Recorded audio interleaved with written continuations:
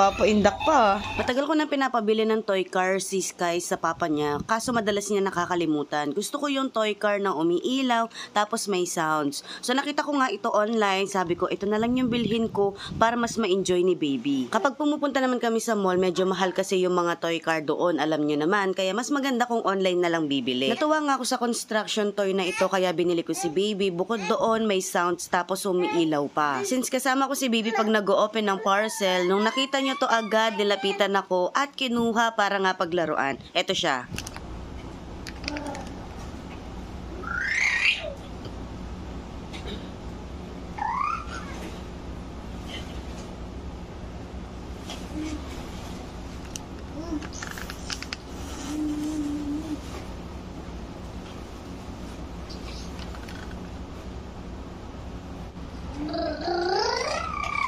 Hehehe